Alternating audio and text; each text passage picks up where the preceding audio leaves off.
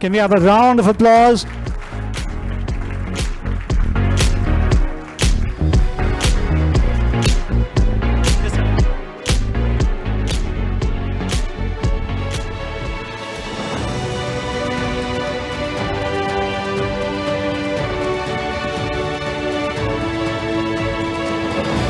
Ladies and gentlemen, this is the Mind Exchange.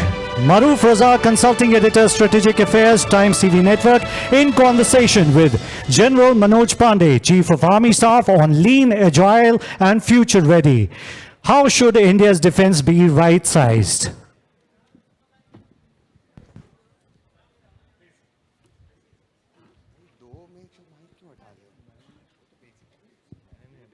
हम लोग में से चार में से कोई हटाएगा ना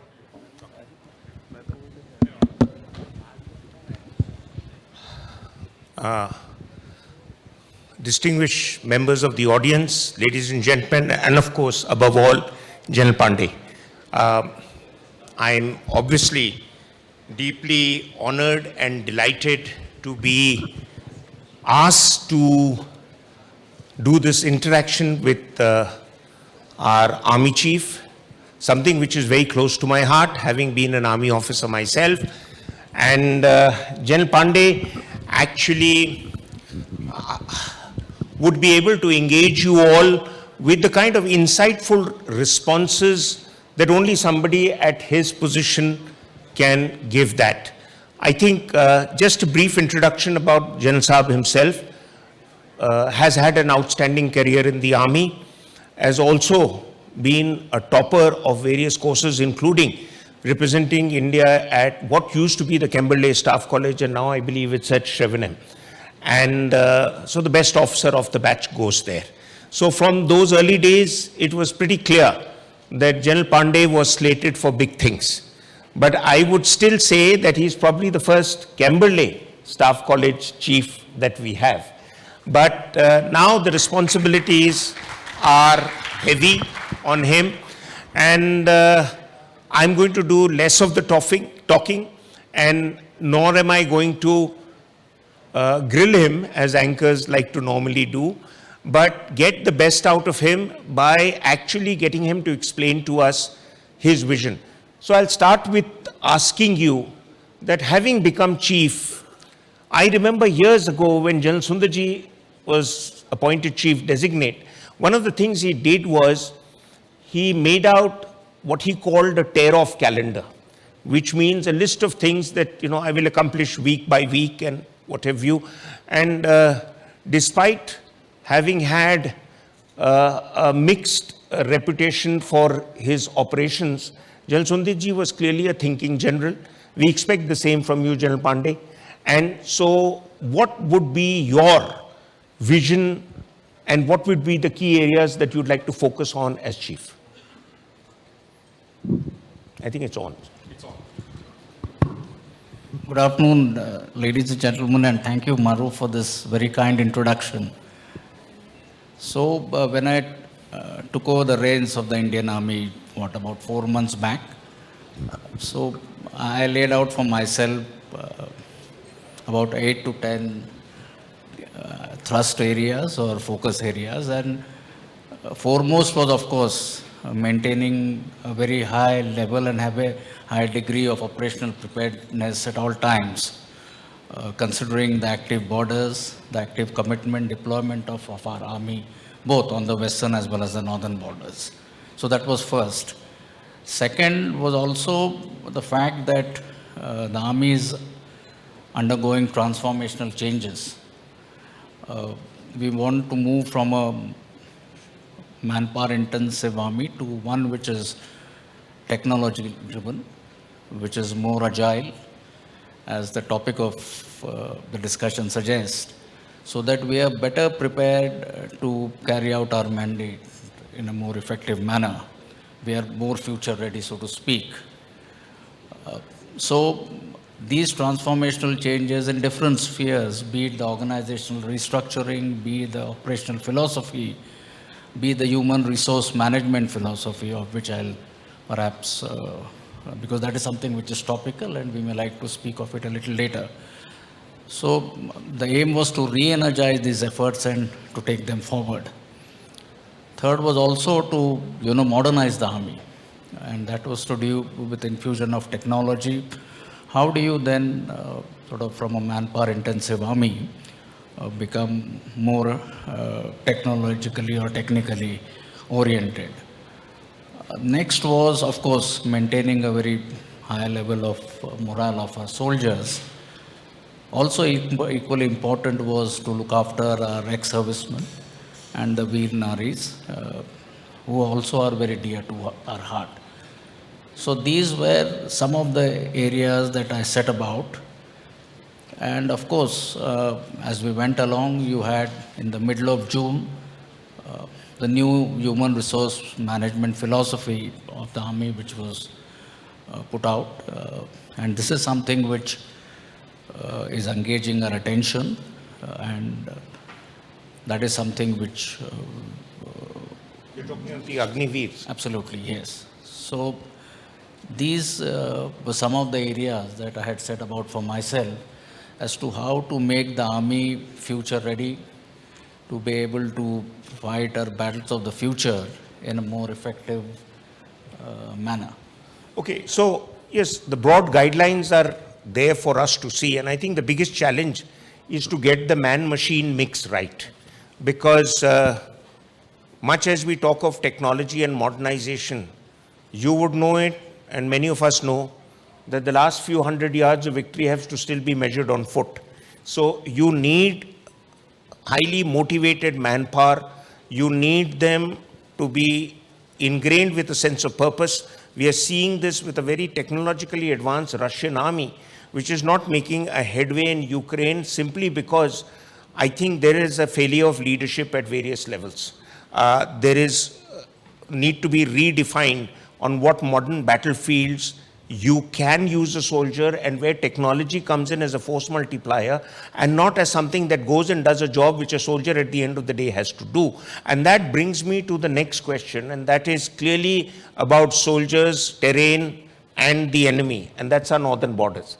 All in the Northern Command, as you know it better than I do, but that's really a command at war 4 times over, if not 5 times over.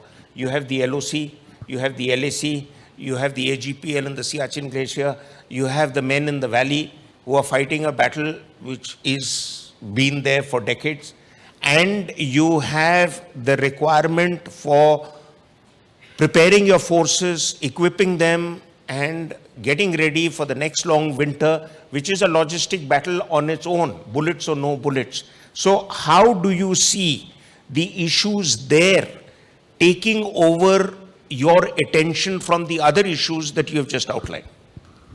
Right. So, like I mentioned in my opening statement, maintaining a high level of operational readiness or operational preparedness is our topmost priority, notwithstanding all the other ongoing initiatives, reforms, etc. So that is something which will always engage our attention. We will give that the topmost priority. As far as the Northern Command specifically, you mentioned, you have 2 distinct borders. One with China, we refer to as the line of actual control, which also comprises the areas opposite Arunachal Pradesh, which normally doesn't get spoken of, but that is as important. It was part of your command. Absolutely. So that is opposite the states of Sikkim and Arunachal. What is the news is what is happening in eastern Ladakh. But yes, out of the 3,488 kilometers, a large portion is in the central sector as well as in the eastern sector. So that is one area. We have to deal with it a little differently than what happens along our western borders or borders with our western neighbors, that is in the state of Jammu and Kashmir. So these are the 2 distinct areas that we are looking at, and that is something where I would say our deployment is robust. Our soldiers, our troops are occupying important positions, important grounds, and we are prepared for all types of contingencies. So just a quick aside, would it be fair to say that after Galwan intrusions and thereafter, there has been a reorientation in our thinking in terms of how much we need to focus on Pakistan vis-a-vis China, because earlier I think there was more focus on Pakistan than on the possibility of a conflict with China, because it was assumed diplomacy will take care of that. So post what happened during April, May of 2020, that is when we sort of reassessed the entire threat and looked at what we need to do in terms of rebalancing or reorienting our forces. And some of our forces, which earlier had their primary role on the western borders, we assigned them to the northern borders or the borders with China. And that process is more or less complete. Okay. But that is not at the cost of what our preparedness levels are on the western borders. So that has also been kept in mind. Okay, another quick question, because you alluded to that in your first answer, that is the need to right size our force and some kind of manpower reorientation. Most people saw only the negative part of it, which was the kind of streetwise revolt against the initial announcement of the Agniveer and Agnipath initiative, but later on, as corrections came in, things calmed down. Where do we stand with that now? I would call it right sizing the army. And as part of our routine exercises, this process was already on. And to that extent, we had a number of studies which were ongoing, the most prominent being what was referred to as the Shekatkar Committee, which about 4 or 5 years back made very specific recommendation, on how to improve the teeth to tail ratio and how to right size the army. Plus there were a couple of other studies. Let me also mention the Agnipath scheme, or the human resource management scheme itself, is not about sort of downsizing the army, though the reduction in the strength of army because of no recruitment having taken place for last couple of years, that is happening to an extent. As far as right sizing is concerned, there are 3-4 key areas which I would want to or wish to highlight as to where we are looking at.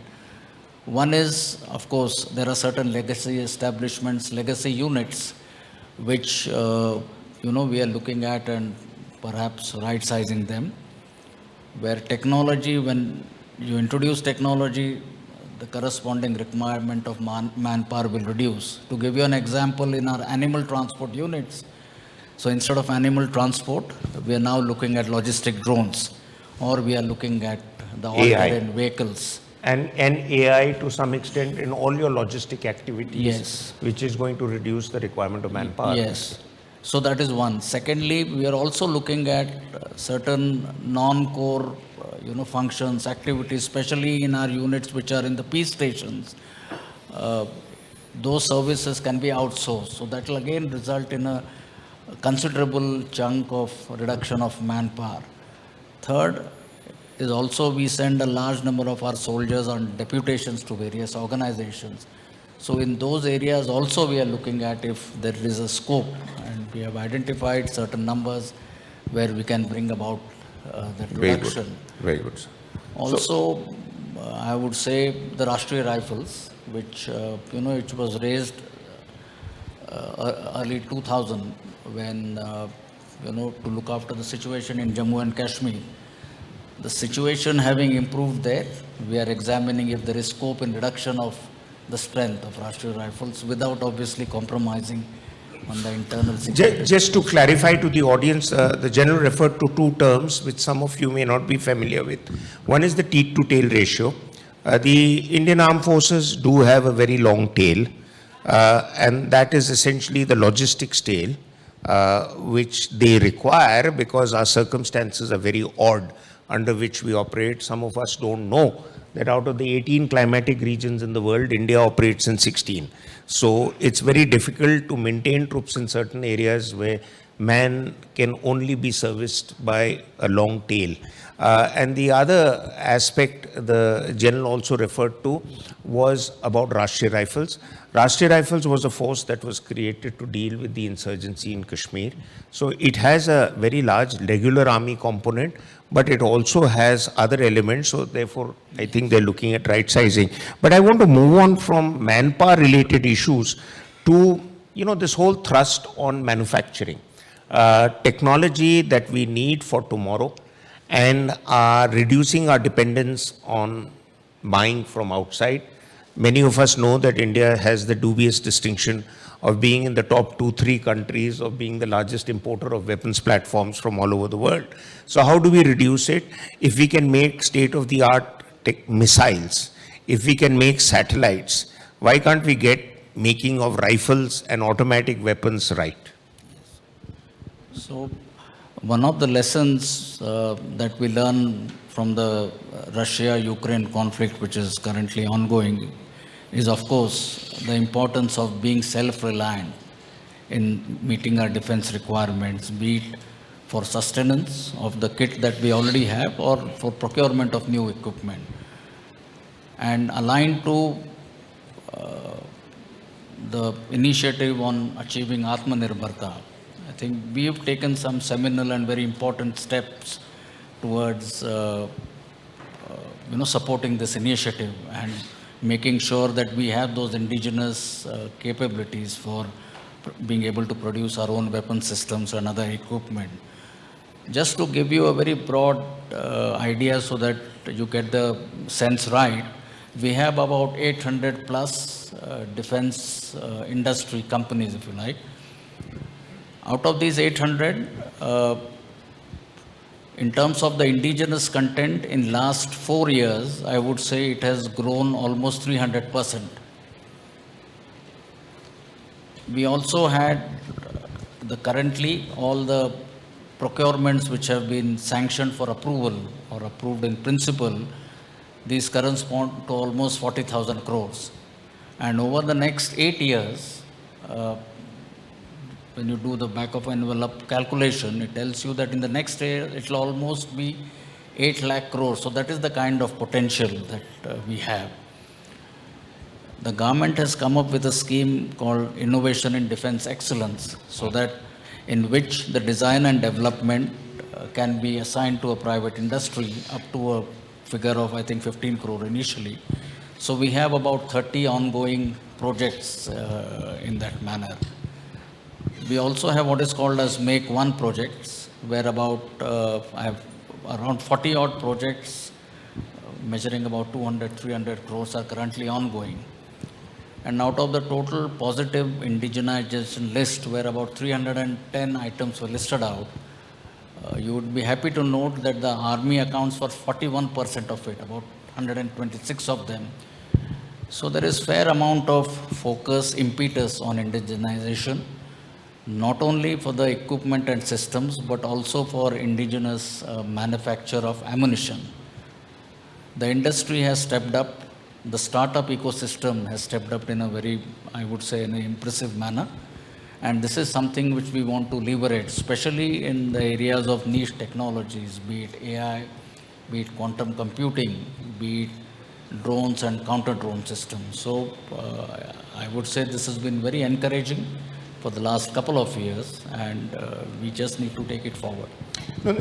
Linked with that is the other requirement which often gets asked, that why has India been reluctant to export? There are certain things that we make pretty well. Yes. And then we make it in pretty large numbers. Years ago, I wrote a piece in one of the weekly magazines to say, why don't we export? And I was very pleasantly surprised to learn that the DRDO itself has an inventory of more than 2,000 military-related items that they manufacture. But there has been, I think, a psychological reluctance to export. Are we getting over that? Are we going to manufacture to export also, or only barely meet our own requirements because we have a very large armed forces? Right. So I think that should be the final aim, where you are able to export what you produce in your country. But as a first step, you need to make things for your own armed forces. Once your own armed forces start using this equipment, that is what will prove to others that, look, here is a system which is worth the. Our companies slowly over a period of time need to also be competitive in terms of the cost as well as the quality. Now, these are the two areas uh, which I feel we need to focus on. And initially, if they are able to meet our own requirements, I think that would be good. And soon, this potential for export is something which I feel is there in good measure. Okay. And talking of import-export, there has been an initiative now in terms of providing enhanced powers to military officers to make purchases, because you know it better than all of us that we were talking about it the other day also, that this whole cycle of purchasing military equipment is itself a very complicated and a long drawn out process. But at the same time, however much you make at home, there will still be the window to purchase things from outside. Whether you purchase it through the entire acquisition process or through the FMS process. And there are smaller equipment that we might not make, which may be immediately required. Say, for example, for troops, night vision devices in certain areas. Yes. So there are certain enhanced powers that have now been given. Can you elaborate a bit on that?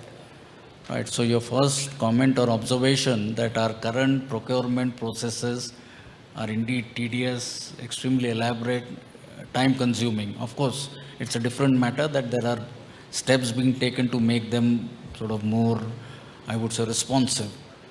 But coming to your specific question, in terms of the government empowering the service headquarters to procure certain weapon systems, etc., this happened in the financial year 2021, and that was post Galwan.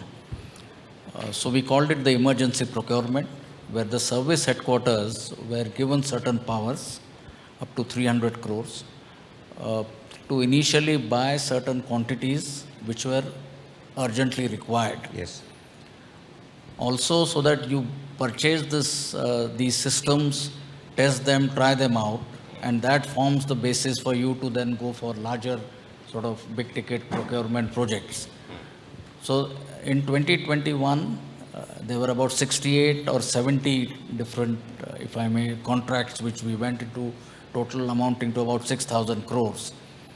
Most of them have fructified, and all the equipment that we purchased was then deployed along our borders. Again, and out of this, 50 to 55% was all indigenously produced equipment. That has turned out to be a good exercise. They have performed well, and they will now form the basis for us to take this on forward. We essentially focused on 4 to 5 areas. One was the surveillance systems. Second was certain munitions like loiter munitions. Third was infantry-based weapon systems. Then there were the drone and the counter-drone systems. There were some equipment to do with mobility and protection. So under these different heads, we were able to buy this equipment, and I would feel that has actually helped us and done us well. Though not in very large numbers, but certainly it has, proven that, look, this is the equipment which we need. And it's also shown us that this can be a much faster way to get things to the soldier in the front lines, instead of waiting for procedures to get completed and the man is fighting with his arm tied to his back, in a way. I'll ask you my last question before we open up to the audience. We're keeping to Mr. Munjal's requirements of giving 10 minutes for Q&A. So the last question is, and this is based on the leaflet there, how do you see the evolution of warfare now?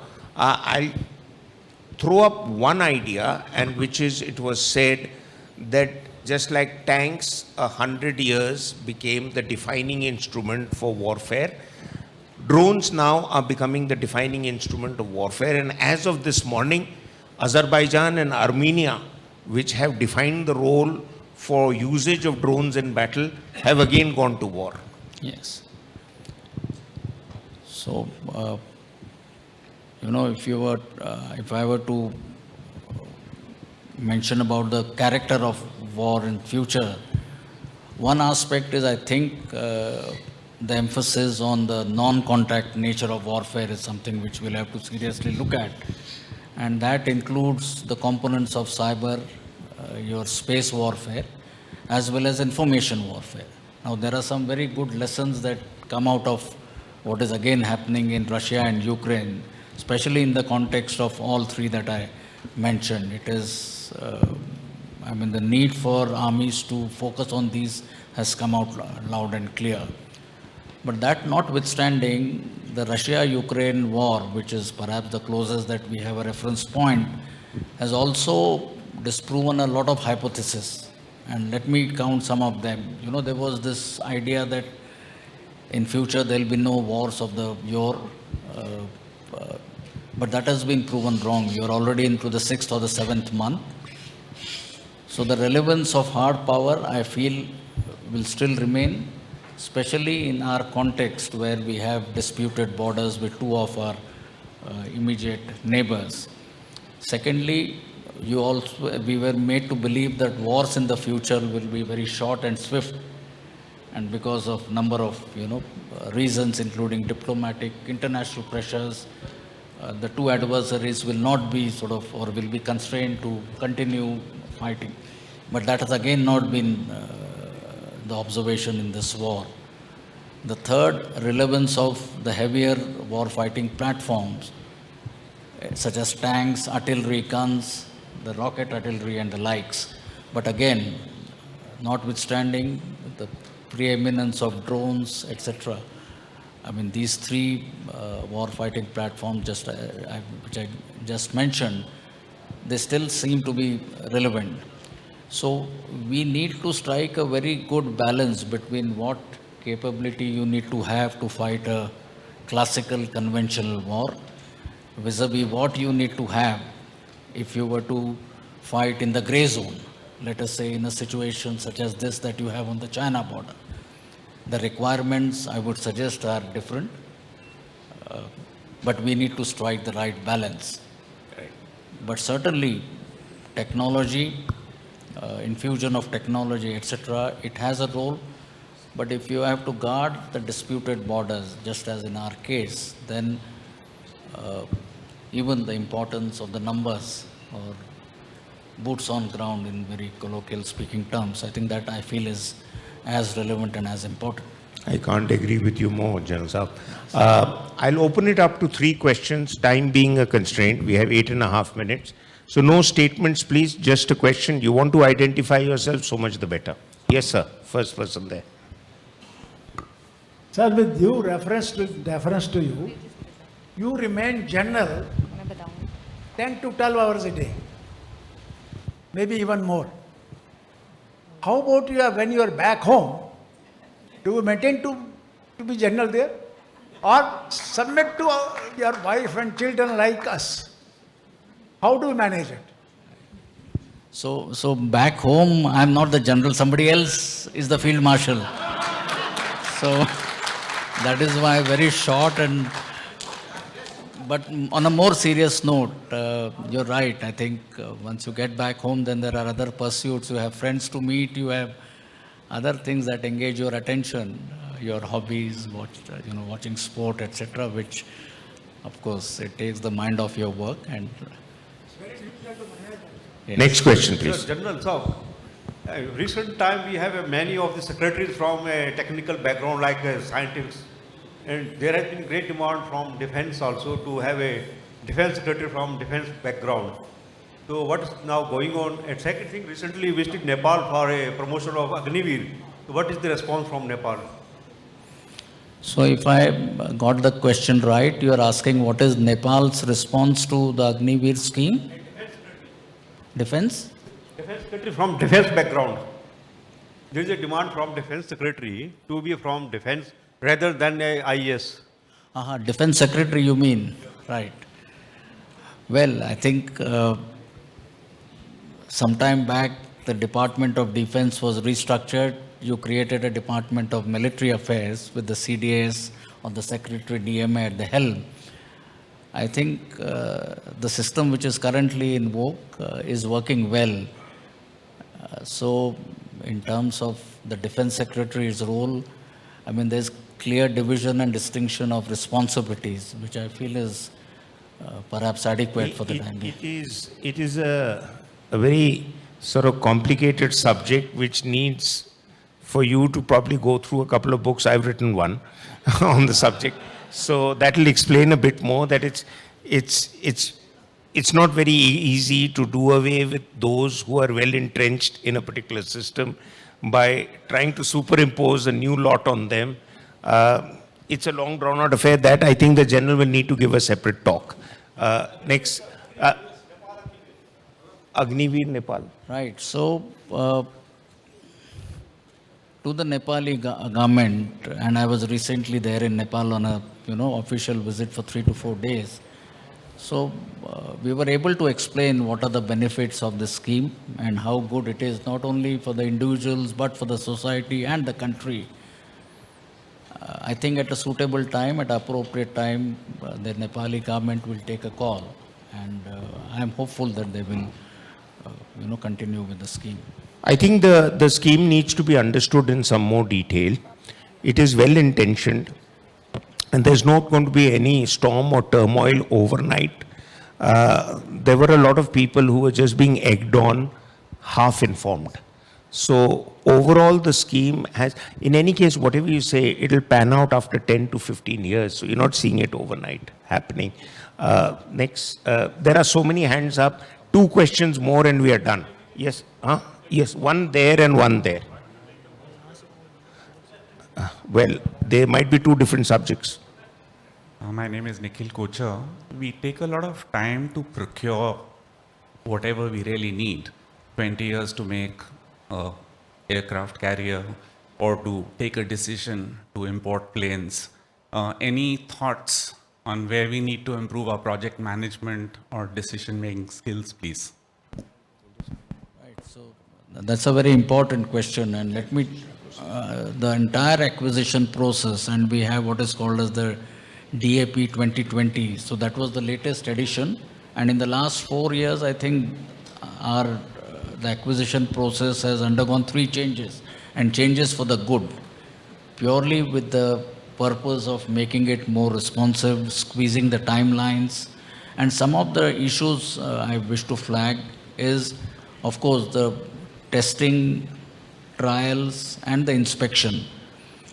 So there are steps being taken to make sure as to how you can reduce the timeline.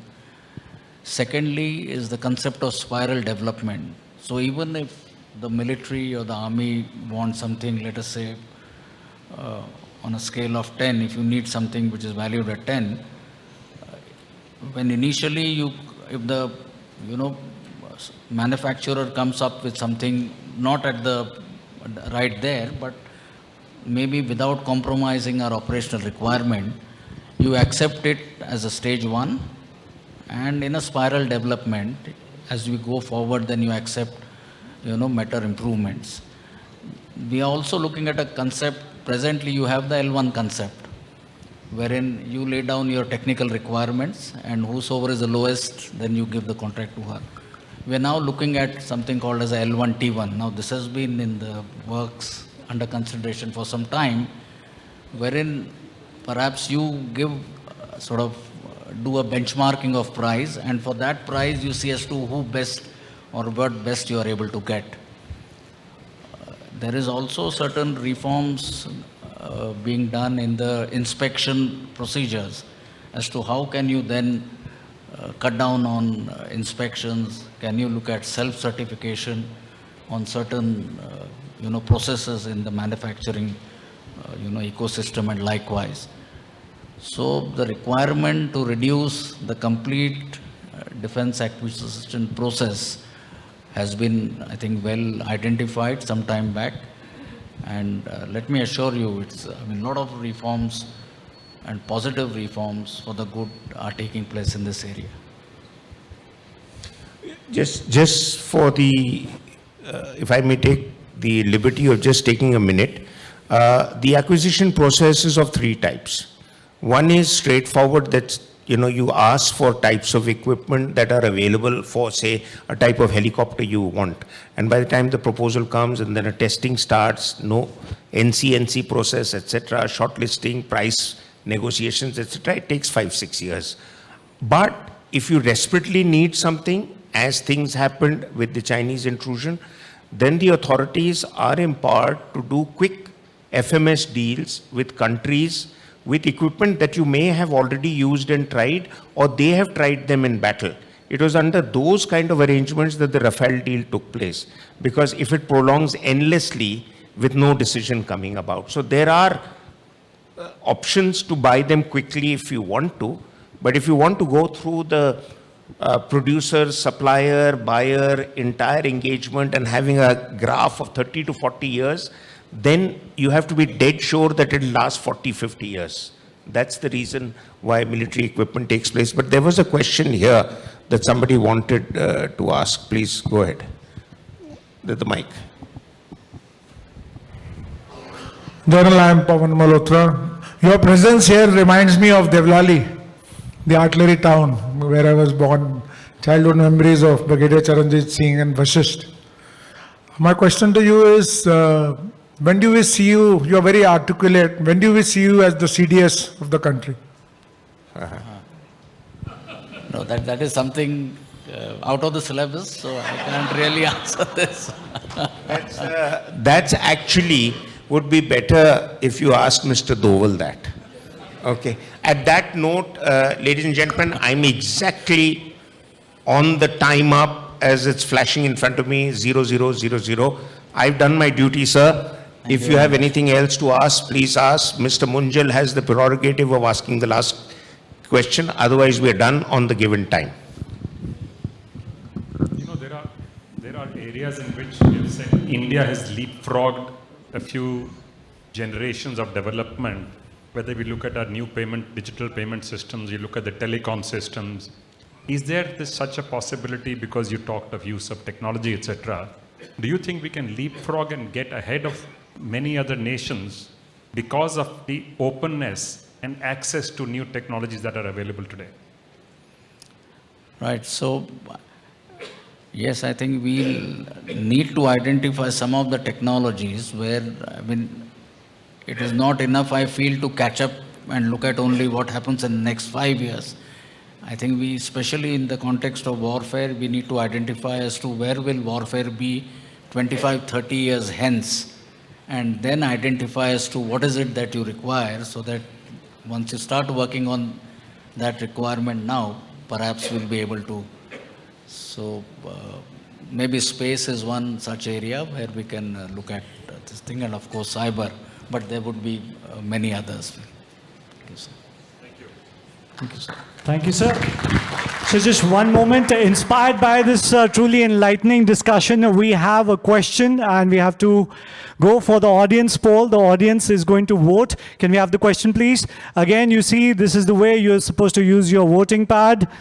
You have the C button, long press, switch it on, options A, B, C, D, and in the extreme top right, we have the green button that will basically press OK.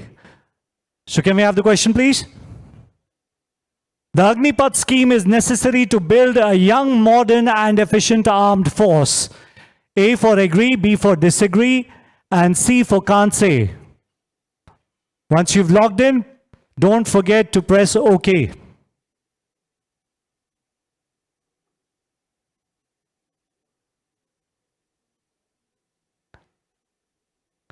Right, there you go. 84.62% agree with this. Can we have a round of applause for this polling?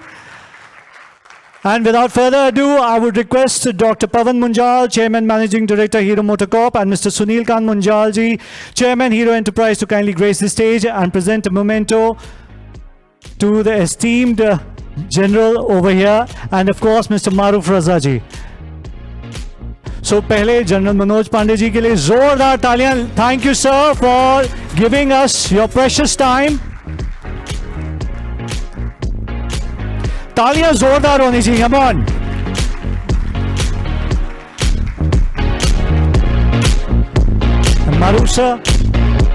Maruf sir के लिए भी जोरदार तालियां, ladies and gentlemen.